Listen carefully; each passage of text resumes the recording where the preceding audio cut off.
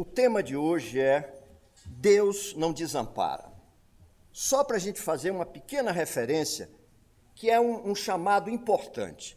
Nós passamos a vida inteira, nas nossas preces, nos nossos pedidos, nos nossos apelos, pedindo a Deus que nos escute, nos atenda, como se Ele fosse um ser ou uma energia totalmente despreocupada, distraída, tomando cafezinho em algum lugar que a gente tivesse que estar tocando no seu ombro para convidá-lo para olhar por nós. As leis do universo de progresso e todas as leis de ciência, matemática, física, biofísica, a lógica, a psicologia, parapsicologia, o que vocês quiserem, que pudermos considerar ciência do entendimento e do conhecimento, está contemplada nessa essência que está à disposição de todos nós, como na nossa galáxia o Sol, a Lua e a chuva está sobre justos e injustos. Está lá no Evangelho. Que a gente tem que começar a fazer uma leitura muito mais atenta para que a gente possa tirar proveito efetivo no nosso trabalho de crescimento e não apenas na esperança de terceirizar as nossas dificuldades para que outros venham e resolvam dentro do comodismo e da acomodação que acaba fazendo parte da nossa história de vida. Depois vem os arrependimentos, o tempo perdido, a história não aproveitada, e aí lá vamos nós tirar proveito novamente desse amparo de Deus que está sempre nos dando uma nova chance. Mas eu chamo a atenção que nós é que temos que encontrar Deus, porque Ele está em nós. Vamos olhar para dentro e não passar o tempo inteiro observando como se de repente Ele pudesse transitar à nossa frente no universo, ou colocar à nossa disposição alguém que possa chegar ao nosso lado, se apresentar e dizer, faça isso ou faça aquilo. Se isso ocorresse, nós estaríamos jogando fora a maior lei que existe de amor e de justiça. Justiça plena, não é a justiça do juiz togado que vai ali com o júri dizer que você vai para a esquerda, para a direita, para cima ou para baixo. É a justiça íntima, que é a consciência.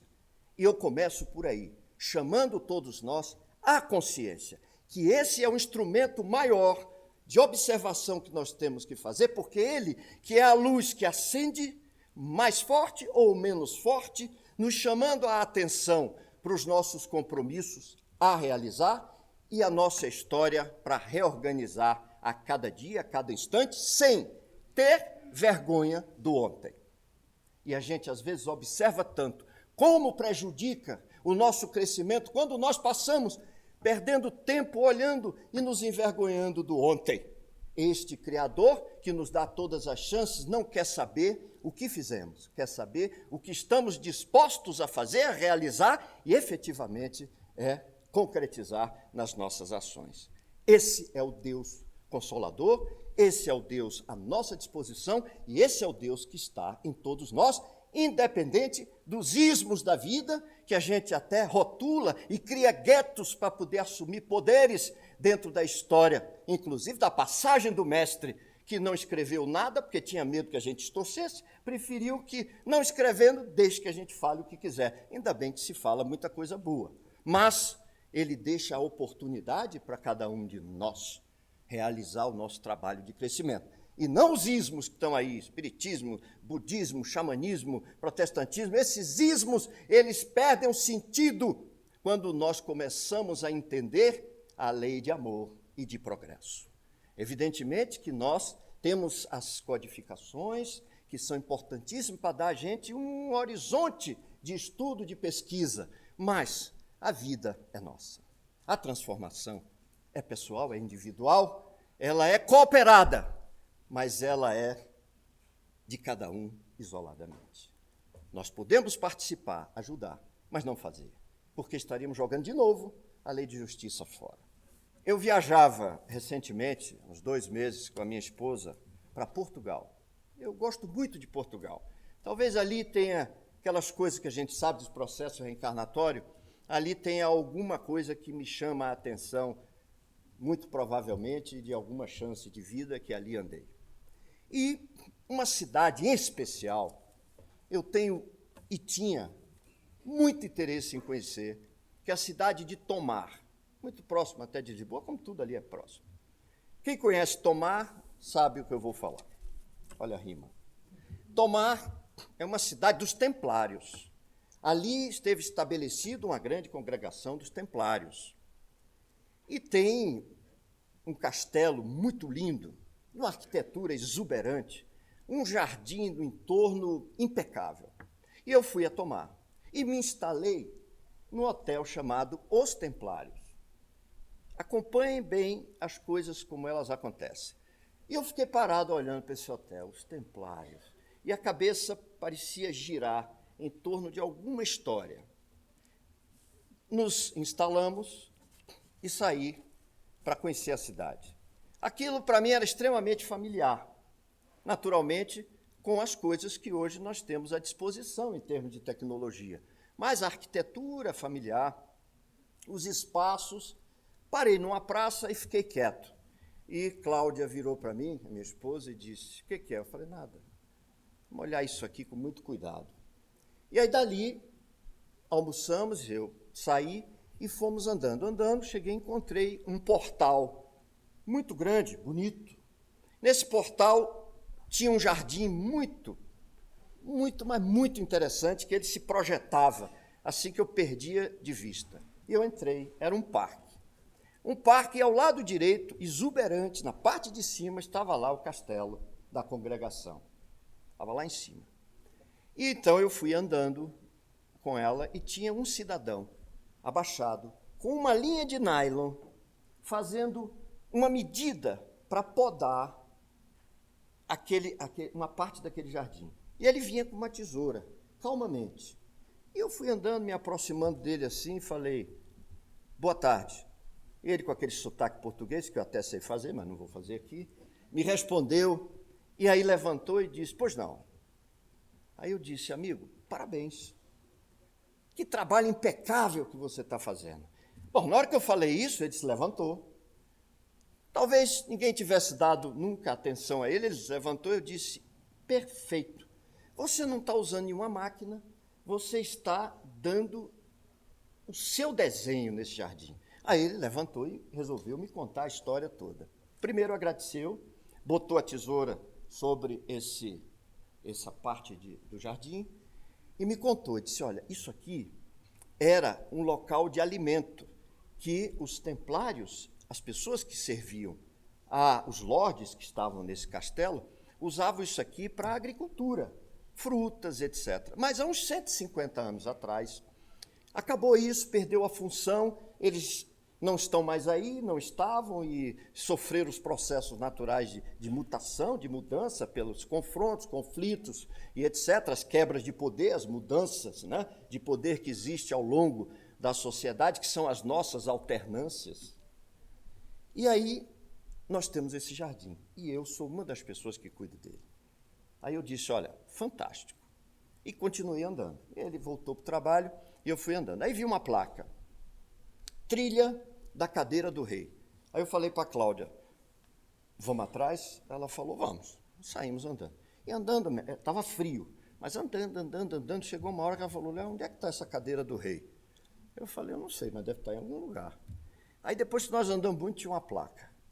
Cadeira do rei, 3.600 metros. Aí ela falou, não, mas 3,5 km não dá, de salto.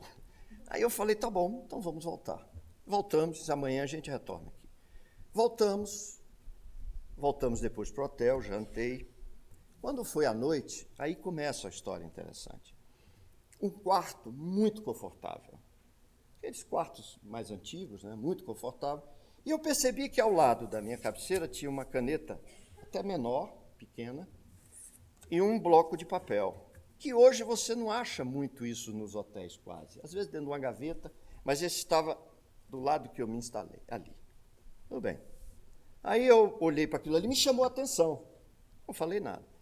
Quando nós fomos deitar, eu falei para ela, vamos deixar essa janela aberta, que abria para uma varanda enorme, deixar que o frio da noite, e a gente se cobre. Tudo bem. Mas foi eu deitar, apaguei. Quando eu apaguei, eu me senti num corredor muito amplo, com o pé direito um pouco mais elevado do que o normal, e ele era todo branco, branco, sem luz aparente. Ele tinha uma luminosidade dele natural. O piso, as laterais, a parte de cima. E eu fiquei parado ali sozinho. Aí eu olhei para mim assim, eu estava com uma camisa clara, muito bem cintada, como se tivesse sido feita para mim. E uma calça bege clara. E um sapato claro. Eu olhei para aquilo ali, aí me senti inseguro. Nisso veio uma senhora. Ela tinha uma idade avançada, mas muito jovial. Vestida de claro, botou a mão assim no meu ombro e disse assim, tudo bem? Aí eu olhei para ela e falei, ótimo. Aí, olha o meu pensamento, eu digo, eu não vou perguntar onde estou, porque eu acho que eu fui. Tive a sensação na hora, eu digo, eu cheguei em algum lugar. E vim desencarnar em Portugal. Aí na hora me deu aquela agonia, e Cláudia, aí eu pensei, bom, se eu fui, ela se vira. Mas eu fiquei ansioso, eu digo, não vou perguntar onde estou. E ela veio andando comigo e disse, vamos até um refeitório. Aí eu digo, eu cheguei. Refeitório, eu cheguei. Vai querer me dar algum caldo, alguma coisa, e eu cheguei. Eu não vou perguntar. Aí quando eu cheguei num local, abria um salão bem grande, com mesas iguais, bem iluminado, uma vibração tranquila, com muitas pessoas ali. Eu escutava as vozes, mas não entendia o que se falava. Não me deram muita atenção. Talvez alguns bateram o olhar assim, e eu também não olhei muito para ninguém, não, porque eu não queria era ver ninguém conhecido. Aí eu sentei na ponta, e ela sentou ao lado. Nisso ela disse, você vai se alimentar um pouco. Aí eu digo, aí veio uma tigela muito bonita e uma colher. Ela disse, experimente. Quando eu experimentei, aquilo tinha gosto de tudo que eu gosto. Percebe? Uma coisa que tem gosto de tudo que você gosta. E aí eu continuei, fui mesmo, mas não vou perguntar. Acabei ali, continuei quieto. Ela disse, podemos ir para o seu aposento? Aí eu disse, vamos. Tinha outra alternativa. Viemos pelo corredor. Até que chegamos numa sala, uma antessala, bem clara, tudo com aquele mesmo tom. E uma cama separada, a cama isolada ali. Uma cabeceira, né? um criado mudo. E ela disse assim, olha, eu vou lhe dar este envelope, coloque tudo aqui que lhe pertence. Aí eu fiquei quieto, falei, tá bom. Peguei esse envelope, prestem atenção, como é que a gente aprende? A gente passa a vida inteira para aprender e não aprende tantas coisas que a gente fala, que diz, que acha que é correto. Aí eu comecei, sabe, tirar as coisas e botar lá dentro. Tirei minha carteira e comecei a botar os dinheiros, as coisas. Eu estava com essa pulseira lá em Portugal, tirei, tá? Botei. Tirei o relógio, botei o anel, que a gente às vezes tem uns enfeites, né? Aqui eu enfeite, botei lá. Mas na hora que eu abri a carteira, tinha uma nota de R$100. Eu disse, essa não vai. Vou botar no bolso. Botei no bolso, tirei minha carteira de motorista, que eu não uso de identidade, motorista, botei. Eu digo, se perguntarem quem eu sou, eu vou ter como dizer quem eu sou. E se precisar comprar alguma coisa que não tem e que eu preciso, eu pelo menos tenho R$100. Botei ali no envelope, selei, botei assim num canto que tinha como se fosse uma pequena prateleira. Botei ali. Aí sentei na cama. A cama, ela tinha assim, sabe quando ela te recebe? A cama te recebe. Aí eu recostei. Recostei, mas fiquei quieto. Aí eu vi uma luminosidade que vinha dentro desse mesmo espaço. Aí eu pensei, será que isso é um banheiro? Eu disse, eu acho que é um banheiro. Levantei, quando eu cheguei lá, um banheiro. Um espelho, pegava toda a parede de frente, que vinha até a altura do meu abdômen. Então eu me enxerguei no espelho. Quando eu olhei para aquele espelho, ele sumiu, ficou totalmente leitoso. E veio uma escrita como se fosse de neon. Quem eu sou, o que verdadeiramente tenho. Aí quando eu olhei para aquilo apagou. Aí eu fiquei olhando assim para aquele negócio, quem eu sou e o que verdadeiramente tenho. Aí eu, na hora, me veio a sensação da carteira, dos R$100 e a minha carteira. Aí eu disse, falta eu entregar isso.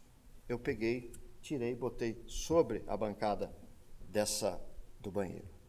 Aí, aquele ambiente todo do espelho apareceu como se fosse várias telas de televisão dentro de um estúdio. Quando o operador ele tem todas as imagens possíveis e ele seleciona que ele vai jogar no ar. E eu via todas elas em movimento, mas não identificava nada objetivamente. Só a última da ponta, que veio e ocupou a tela inteira.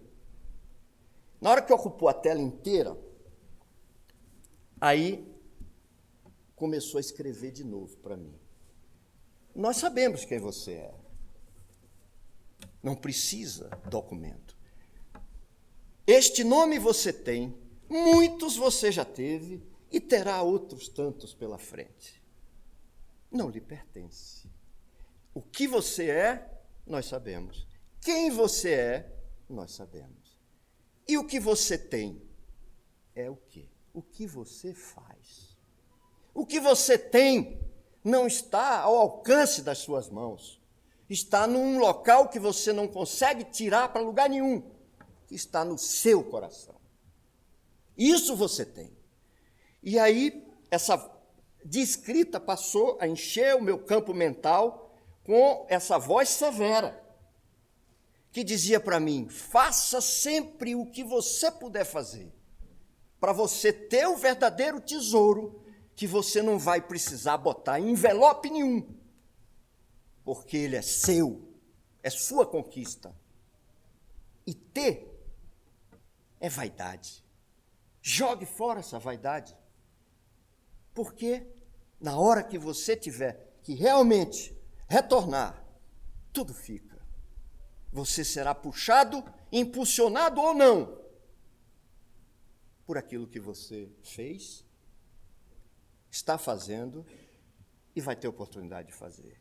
Aí aquilo me angustiou, e eu então senti um alívio no peito naquela hora, um alívio. Aí eu retornei para o tal quarto, agoniado. Quando eu deitei, acordei, na cama no hotel mesmo, ainda acordei a Cláudia. Cláudia, ela acordou, o que foi? Eu falei, nada, eu ainda estou aqui. Ela falou, endoidou? Aí eu falei, não, mas ainda estou aqui. Aí eu olhei aquele caderninho, e aí eu fui para o banheiro do hotel mesmo, estava ali para não incomodar muito ali, e escrevi todo esse roteiro. Por isso que eu estou dizendo para vocês do jeito que aconteceu. E aí amanheci o dia pensando, teve mais uma coisa que eu ia esquecendo. Essa voz disse para mim, sabe aquele jardineiro que você cumprimentou? Ele pode ter sido o rei da cadeira que você não achou. Ou seja, uma lição de quê? Arrogância, vaidade, prepotência, egoísmo. Me desculpem. E eu estou dizendo isso não é para nenhum de vocês, não. Porque vocês não têm nada disso. Estou dizendo para mim. Por isso que todas as vezes que eu tenho chance, eu coloco essa história para fora, que é para que eu não me esqueça dela. Não posso me esquecer, porque é isso que ocorre na nossa vida. E esse Deus que não nos desampara, a justiça dele é de oportunidades. É totalmente de oportunidades. O que nós estamos fazendo aqui é o exercício da oportunidade. É tendo a oportunidade de chegar a algum lugar, não porque é domingo, 18 horas, eu vou para lá para fazer a minha fezinha. Eu não digo fé de jogo, não, mas fé de fé. Vou cumprir com minha obrigação. Não cumpram com essa obrigação, cumpra todos os dias, porque o templo está no seu coração. Eu tenho uma prece que eu faço, que é muito longa, e eu vou fazer aqui para vocês. Muito longa, vocês só vão sair daqui às 10 da noite. Eu amanheço, boto a mão na minha cabeceira e digo, Mestre e meu Criador, me dê a chance de eu ser útil hoje. Pronto. Acabou.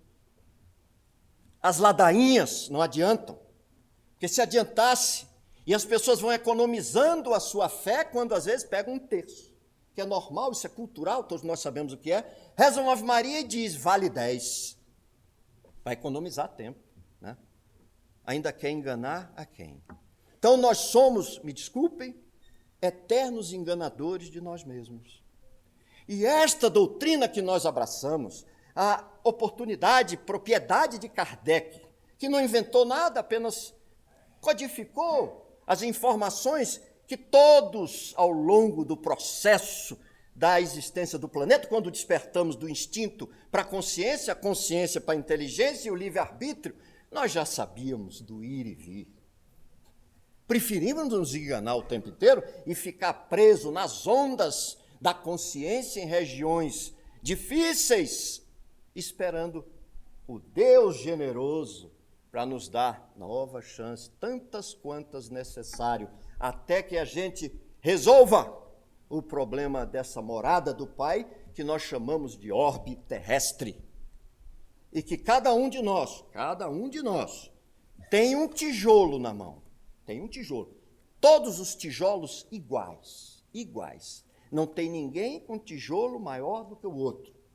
Esse tijolo tem que ser colocado na parede da obra do mestre. Que aqui veio e não trouxe uma obra pronta, não. Ele não está sentado num lugar tranquilo, numa beira de praia, olhando para a gente e fazendo julgamentos. Ele está em atividade e esperando que a nossa fatia de trabalho seja cumprida, para que a obra dele fique pronta. Porque ele tem satisfações a dar a outras moradas, que um dia, quem sabe, sei lá quantos bilênios, se a gente andar um pouco mais rápido, consiga chegar em alguma outra, como viemos de outras regiões, por ter inteligência, por ter livre-arbítrio, mas não ter bom senso para saber se preservar num patamar de decência de conduta. Essa é a nossa história. E essa história é importante que ela seja vivida por todos nós, para que a gente trabalhe isso com muita firmeza. Porque cabe, a cada instante, fazer uma reflexão de mudança de conduta. A doutrina fala isso o tempo inteiro, reforma íntima, mudança de conduta, postura, vai dando nomes, mas são todos um chamamento para a mesma postura, a mesma posição. Não adianta a gente vir nessa casa, essa casa ela faz o acolhimento dos nossos sofrimentos, das nossas intranquilidades, mas a gente chega, é recebido como a criança quando nasce, se não tiver a parteira ou o médico, ela cai e pode desencarnar. Ela é recebida por um braço. Mas esse braço que recebe, amamenta, mas depois põe de pé, ensina a nadar, ensina a estudar e diz assim, a vida é sua. Volto aqui a dona Ana, fazia sempre isso. E é por isso que eu a respeito. Então, esse é o trabalho que tem que ser feito por todos nós. Entendam isso. É o grande apelo que a espiritualidade constantemente faz a cada um de nós. Nós não somos aliviados pela espiritualidade. A espiritualidade, quando chega, ela pode ter algumas palavras doces, mas as palavras são fortes para despertar e não para adormecer. Palavras doces, eu escutei isso quando eu tinha 17 anos de idade, de um cidadão que vocês conhecem, Divaldo Pereira Franco, que estive na Bahia, eu fazia trabalho aqui da campanha Alta de Souza e conduzia a campanha com a dificuldade, porque ninguém queria melhorar de vida. Eu digo, eu não posso ficar trabalhando em assistência social querendo apenas limpar minha consciência. Para eu chegar de noite, tomo banho e vou para, na época não chamava balada, mas hi-fi, saudoso hi-fi. Ia para o hi-fi, então, mas eu estava de banho tomado, tranquilo, minha casa, conforto, meu pai e minha mãe tinham posse, então eu limpava a consciência, mas não era isso que eu queria, limpar minha consciência, eu queria ver resultado. E não tinha. Que as pessoas se acomodavam e ficavam, o pouco com Deus é muito, conversa. E lá Deus quer saber disso, que pouco com ele é muito? Muito com ele é muito. Não é? E aquele negócio, seu legal, eu digo, meu nome não é legal, meu nome é leal. E eu não estou aqui fazendo graça. Eu gostaria de ver um resultado positivo na ação que a gente faz. E isso a mocidade aqui atuava. Me lembro que a Maís, na época, até tomava conta da mocidade, na Alta de Souza. Então, resultado, fui à Bahia e visita uma palestra do Divaldo, lá no Pau da Lima, onde ele tem lá o Casa do Caminho. Ele é um bairro, acho que o nome é esse, Pau da Lima. E aí acabou a palestra, eu fui para a fila, né? Estou na fila para falar com ele, eu fui. Quando eu cheguei muito próximo dele, ele olhou para mim, nunca tinha me visto, se me viu, não lembra, ele não me viu, porque eu era muito garoto, andava nas palestras, assim, quando eles vinham aqui, Semana Espírita, etc., mas não. Aí ele botou a mão assim no ouvido, virou de lado e virou. Como é que está a nossa casa comunhão espírita? Bem assim. Falei, vai bem. Aí ele fez 2 perguntas. E o nosso amigo Mário, a dona Irene? Tão bem também. Naquela época, a dona Irene tinha 18 anos de idade. Aí, tão bem também. Aí, disse assim, meu jovem, eu vou lhe dizer uma coisa, não sei se lhe ajuda. Eu disse, diga. Palavras doces, elas só adormecem, mas não despertam. Ajudou? Eu digo muito. Aí, quando eu cheguei aqui, chamei todo o pessoal que trabalhava comigo na campanha e disse, ó, nós só agora vamos atender aqueles que querem ficar ricos. Os que querem continuar na miséria, não cabe. E começamos a ter resultados positivos demais, demais. Isso é o mesmo cada um de nós.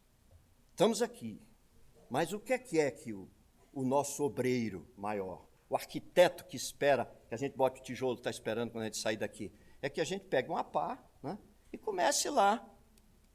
Que a parede está lá, a gente sabe onde é que ela está. Vamos fazer isso. Já venceu o prazo. Eu agradeço de coração e tudo que eu disse, podem ter certeza, foi para mim. Para aprender sempre, porque a gente tem muitas coisas, todos os dias, para se modificar. Não é fácil? Não é fácil. É possível? Se não fosse, seria uma tremenda covardia da lei de amor do nosso Pai Maior. Graças a Deus.